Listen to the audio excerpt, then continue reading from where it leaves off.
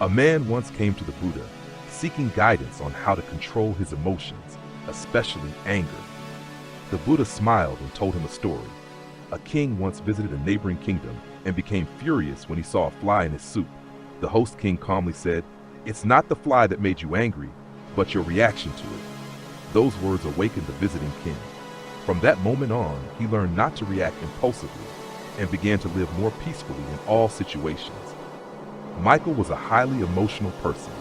Whenever things didn't go his way, he would react impulsively, getting angry and saying things that hurt others.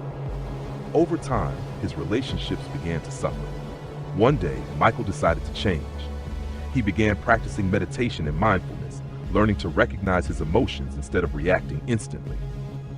Whenever he felt anger rising, he would pause, take a deep breath, observe his emotions, and then respond thoughtfully.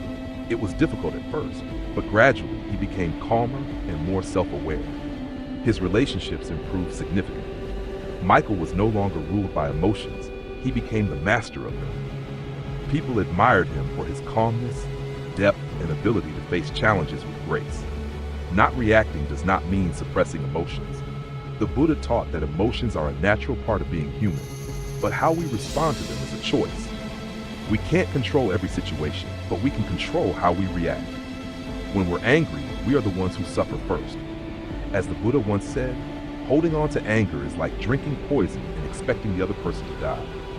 A wise person is one who knows when to pause, observe their emotions, and act with reason instead of impulse. Happiness does not come from outside, it arises from inner peace. Letting go of anger, jealousy, and attachments is the path to true freedom within. Reacting is instinct, but staying calm is strength.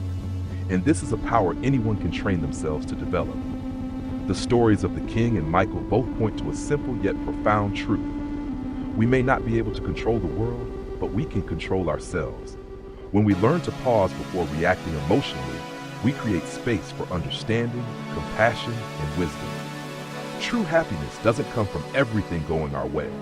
It comes from our ability to remain calm even when things fall apart. Not reacting isn't weakness, it's inner strength. It's a mindful way of living, where we choose thoughtful responses over impulsive reactions. And when we master ourselves, we not only live more peacefully, but also spread that peace to those around us.